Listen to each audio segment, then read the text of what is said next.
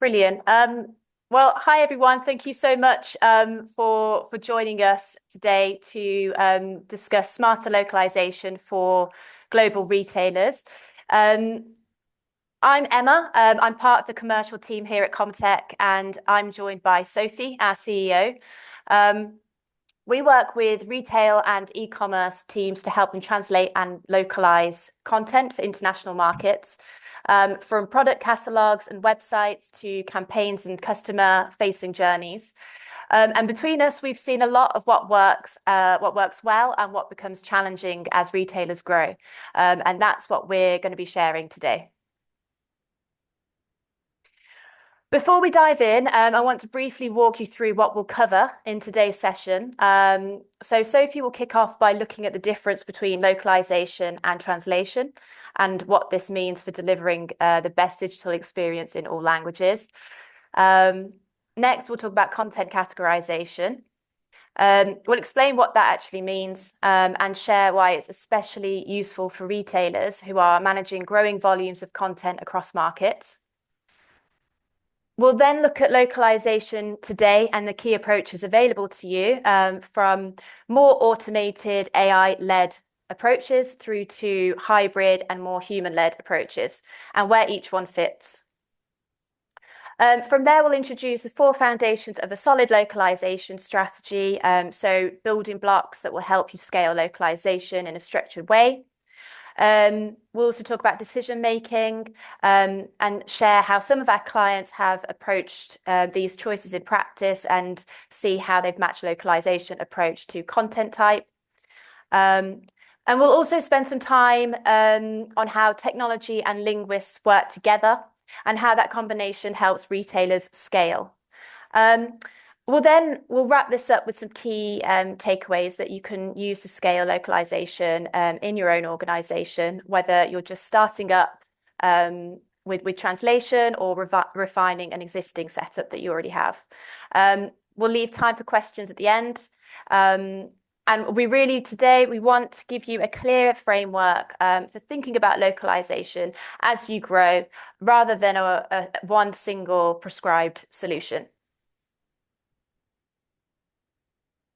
Brilliant. Thank you very much, Emma. So to get started, I wanted to we thought it'd be good to look at the terms localization and translation. What does that mean?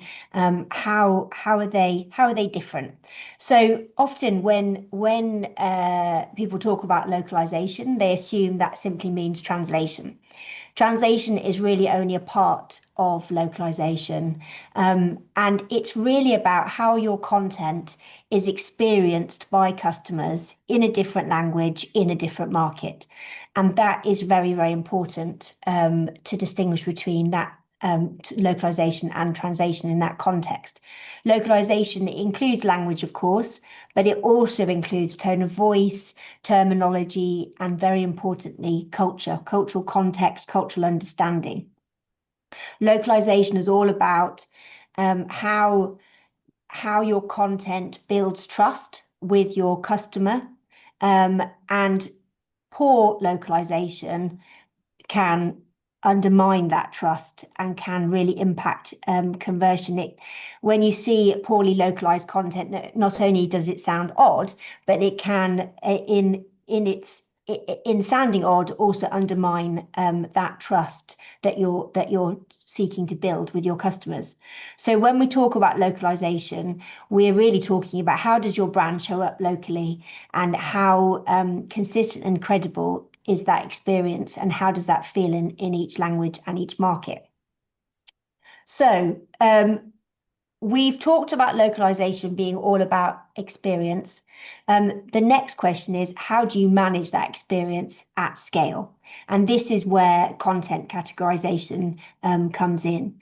To start off, in talking about content categorization, it's important, I think, to look at this graph. I think is very interesting and very telling. The volume of content that's being produced is increasing at an astounding rate. So we can see the amount of content produced in the last few years and the next few years will be more than has ever been produced in human history. So there is a huge amount of content being produced. There is a huge appetite for content from consumers. And what we see from our retail clients is they are having to constantly respond to that, producing more content, more products, targeting more markets, delivering more campaigns, and all of that needs updating a lot more often. So with that increased volume of content, you see obviously an increased demand for localization. And this is where a kind of one size fits all approach, a more manual approach to localization can really get in the way, basically, of looking to scale and looking to keep up with the localization of your content as you're producing more content, making sure that localization is keeping up with that and is producing content that really resonates with your customer and delivers that experience.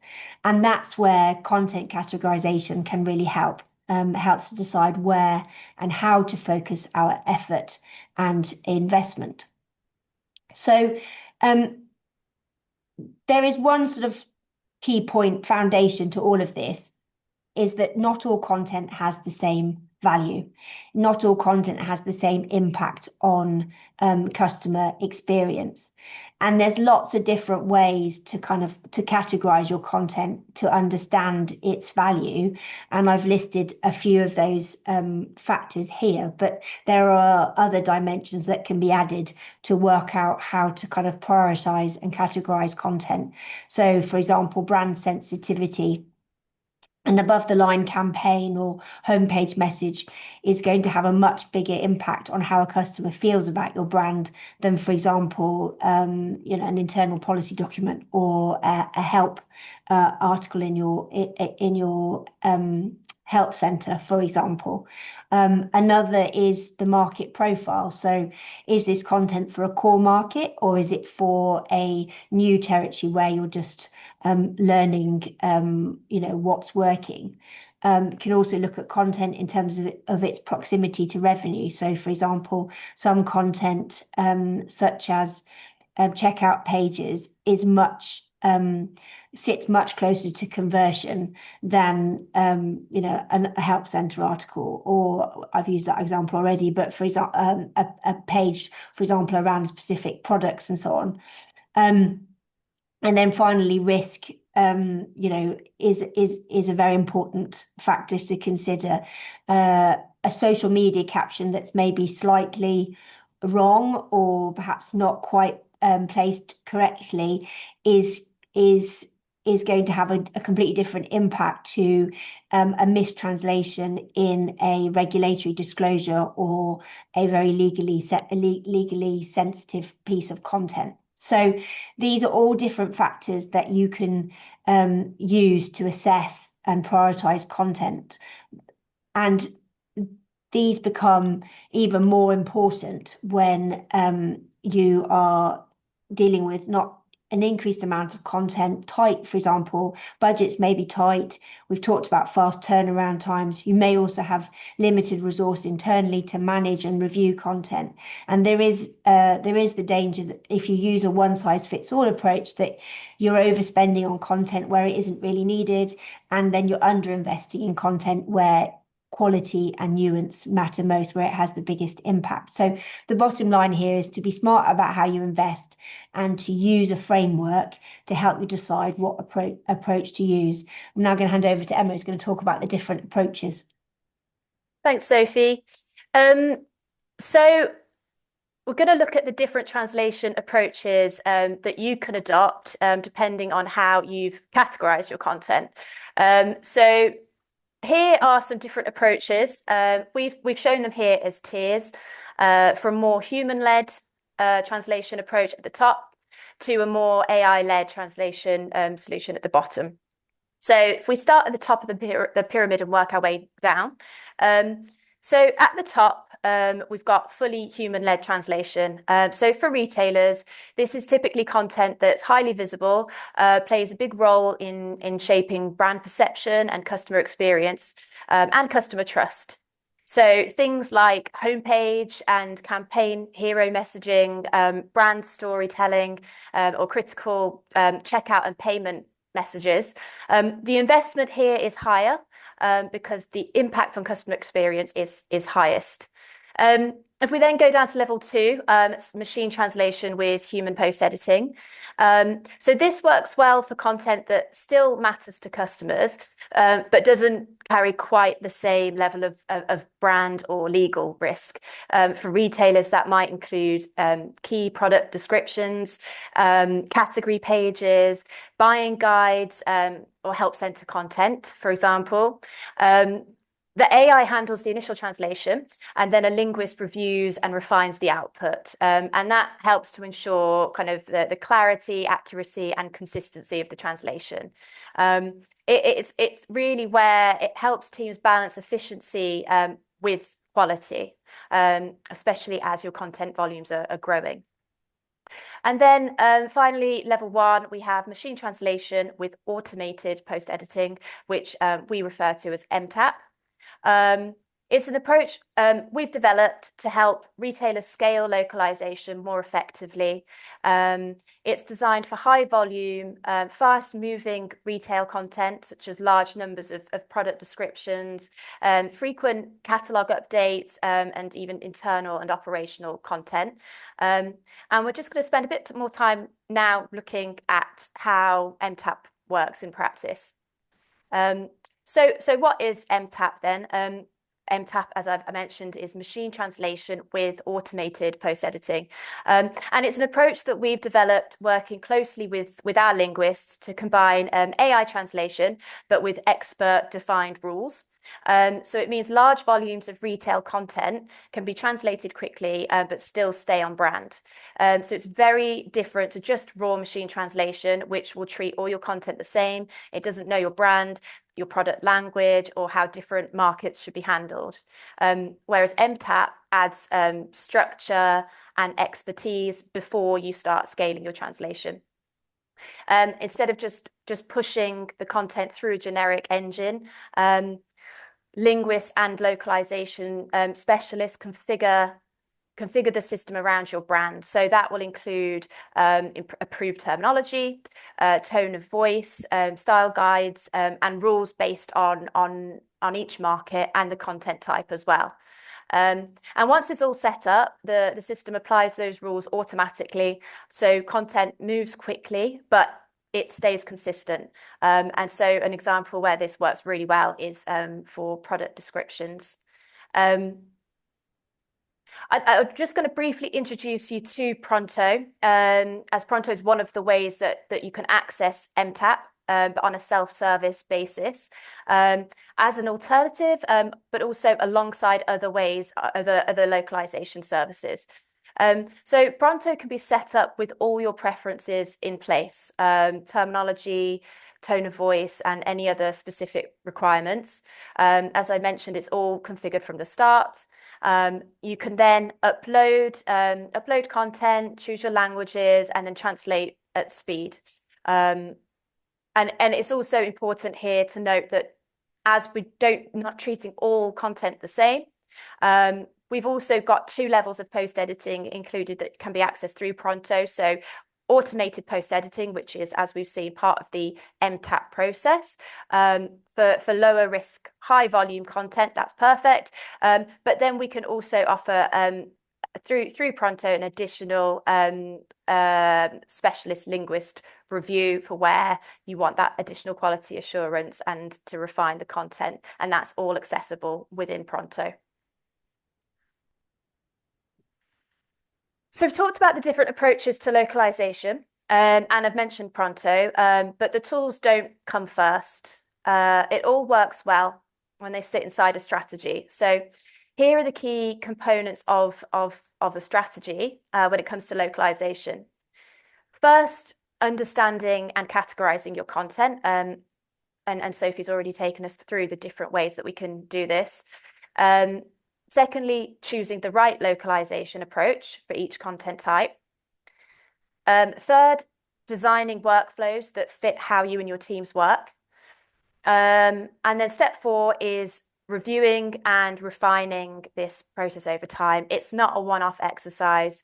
And as your content and markets and priorities change, so should your translation strategy.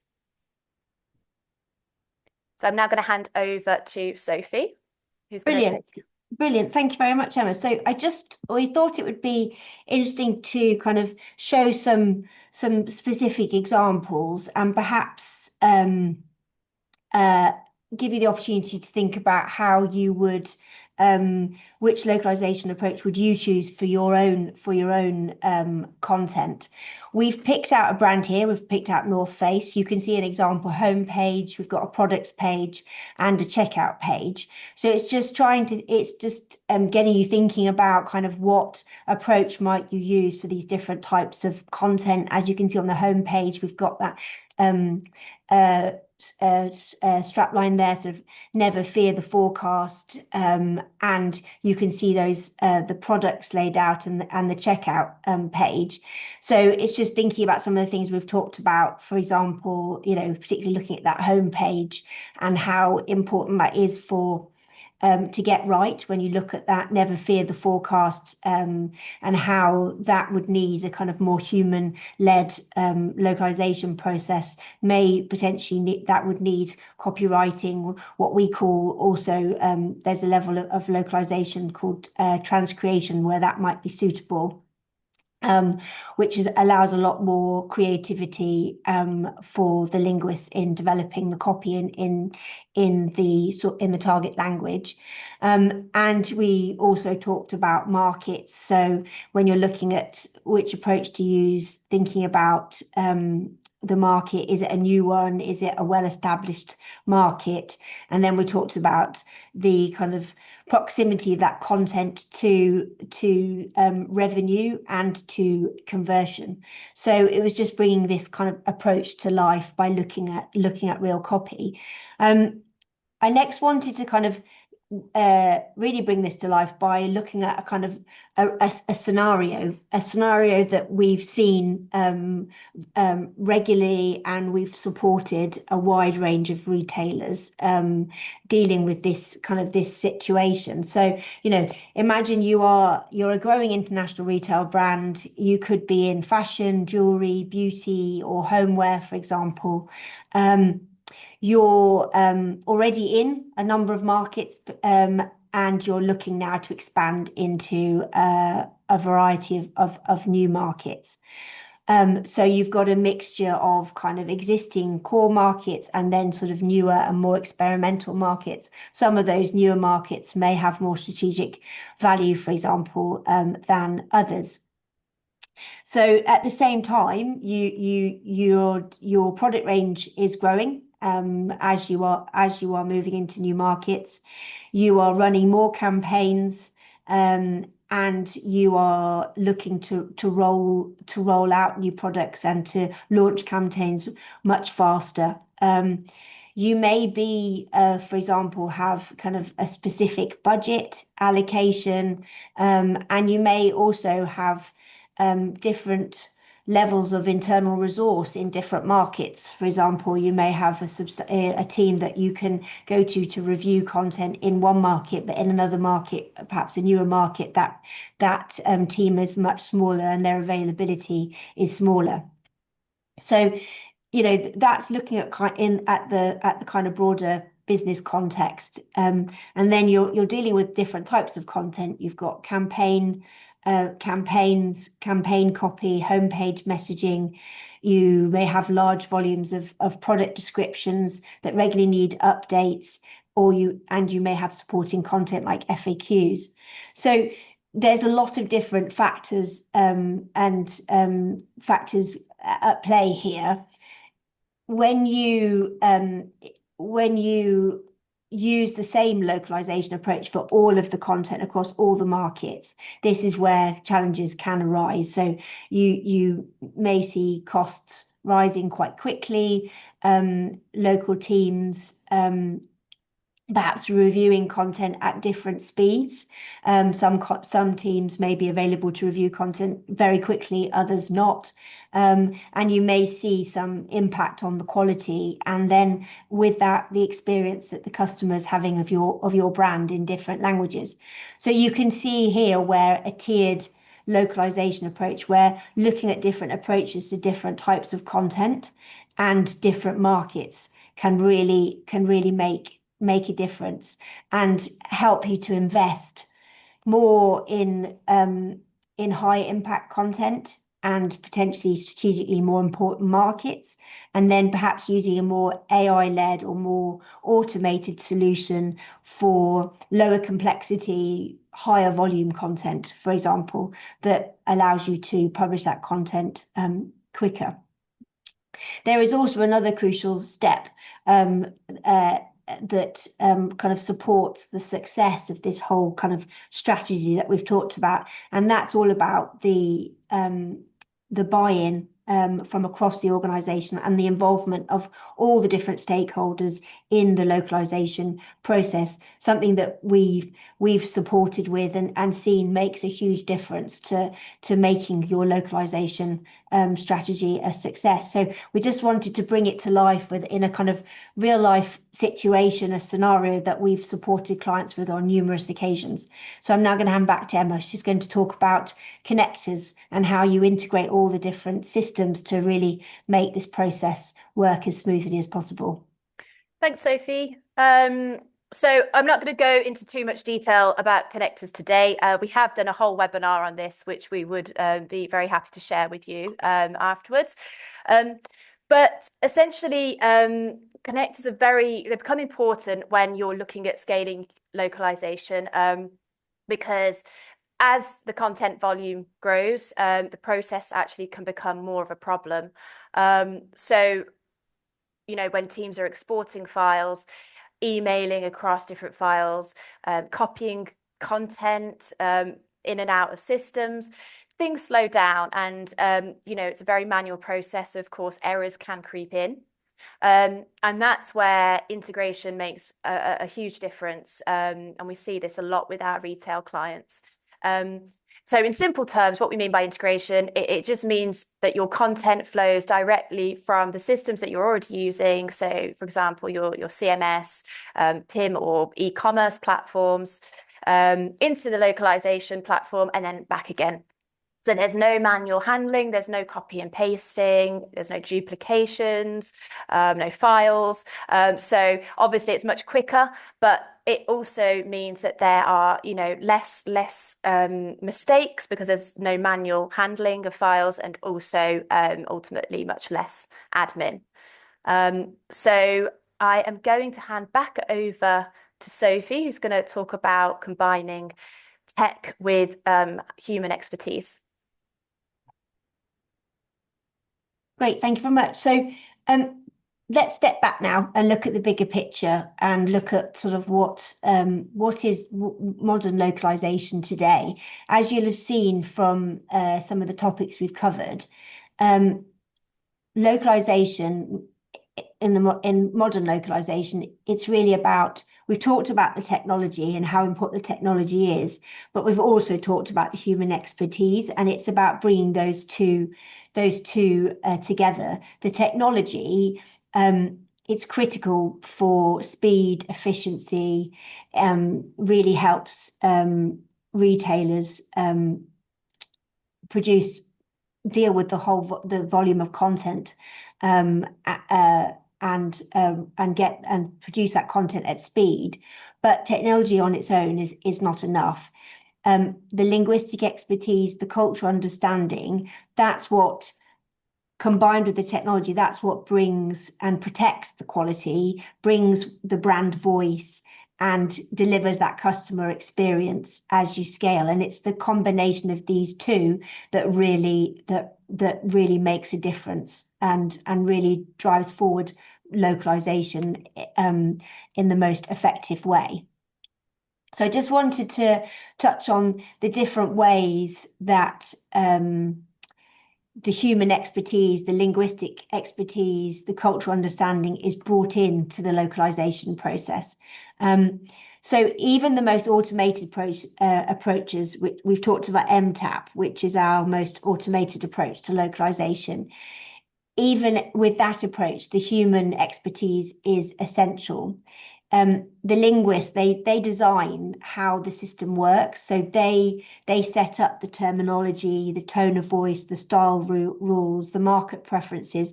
They craft all of that, configure all of that at the start for the client. That then make sure that that can be then applied automatically at scale. But it's that expertise at the start of the process and making sure that's fully bedded in that makes all the difference and helps to make a more AI-led solution more reliable and also to manage risk. Beyond that, the linguists and cultural experts, they are very involved in the localization of the kind of higher risk, higher visibility content. They apply their judgment, their linguistic expertise to make sure that that content is really fully localized and delivers the best possible experience. But they're also that expertise can also be very valuable at a more strategic level. So that it can also help retailers with shaping how they approach a market in the first place. So how much does the language need to change? How different should the tone of voice be? Do the messages work well? That some messages may work well in one market, but not work so well in another. We often talk about cultural stretch. So how far can your brand and content stretch and still feel natural, still feel credible in a new market? But the overall point here is that technology helps retailers move faster. We've talked about efficiency and speed, but it's the linguistic and cultural expertise that really helps move in the right direction. And it's this combination of the two that really allows retailers to scale localization really effectively. So back to you, Emma. Thanks, Sophie.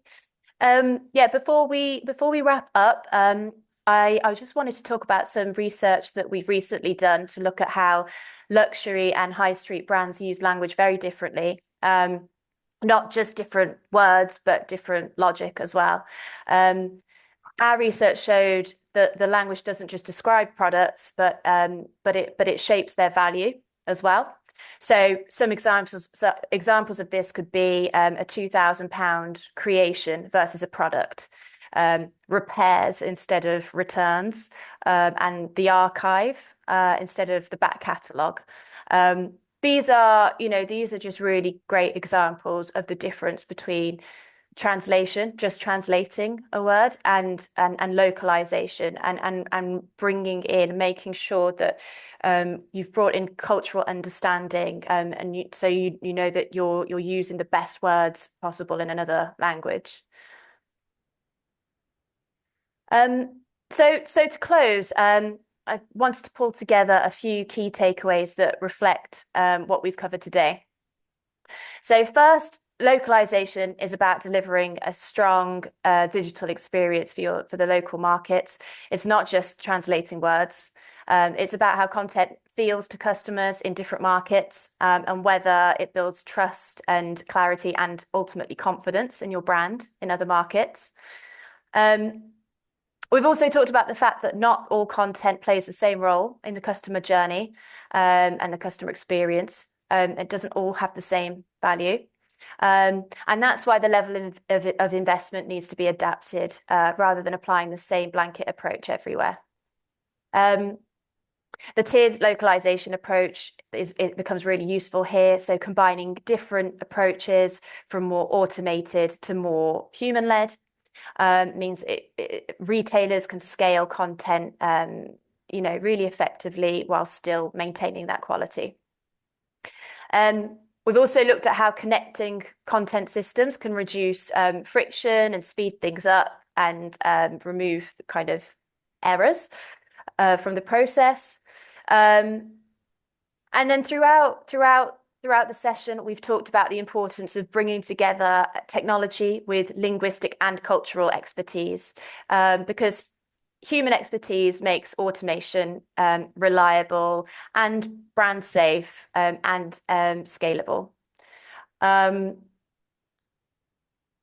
so altogether, these points show that smarter localization is making more strategic decisions that leverage different localization approaches and use the right mix of technology and expertise.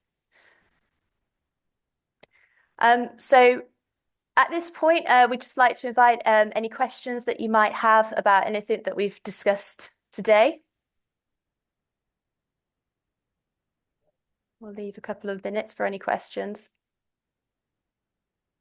And also just to highlight that we will be sending a copy of this presentation and the recording to all attendees. So you'll have that to hand. Oh, I think we might have a question. Let me have a little look. So, Sophie, are you okay to take this question? Yeah. So how would you recommend handling reviews by local market teams in the most effective way? Okay, so I think what we've found working with clients is different markets. So clients will work with sort of centrally, and they will be working with their local markets, and those local markets may have a different, different resource, different availability to review content. So what we would do is very much understand what the input is from those markets. We would work very hard from the start and on an ongoing basis to make sure there is sign off, and we're working closely with those markets to understand preferences in terms of terminology, so establishing approved glossaries, also working very closely with them to understand style, tone of voice. So a very clear kind of localization brief for each market. And then what we would do is work with the client to understand what's the best way to manage this process. With some clients, it's a review for all types of content. For others, it's focused on review for kind of the more higher profile, higher. For example, we talked about kind of the different tiers. So the review may vary depending on what tier that content and that sits in, and managing that very carefully. And then we have in place various tools to support the review process, for example, online review tools and glossary review tools as well. Brilliant. Thank you, Sophie. I can't see that we have any more questions. So, Sophie, I'm just going to hand over to you because I know that we've got some special offers that we wanted to talk about. Yes. Yeah, exactly. So, so if anybody's any questions, anything that comes up, then please do get in touch. But there were just a few. We wanted to talk to you about a few different things that depending on where you are in the localization journey may be of interest. We've talked a lot about how to categorize content. We have developed a kind of guide and a framework to support our clients with looking at how to prioritize and how to profile their content. We can support you to do that, or we've also have a guide in place that you can take away and use yourself. We've also talked about brand experience, and we would be delighted to offer 1 hour with one of our linguists to look at the brand experience for your content in a particular language, and give you some guidance on how that might compare to your kind of your defined brand positioning, or how you're presenting your brand in other markets. So those are kind of just examples of ways that we can support you and what we can offer. Lovely. We also wanted to offer a free 1 month trial of Pronto. There's literally no need for you to do anything. We can set that up for you. As I mentioned, everybody will be getting a copy of the presentation and today's recording. So if any of these special offers have piqued your interest, please just reply to our email, and then we will of course get back to you. So I think if there are no other questions, we can probably wrap up. Thank you so much again for joining us.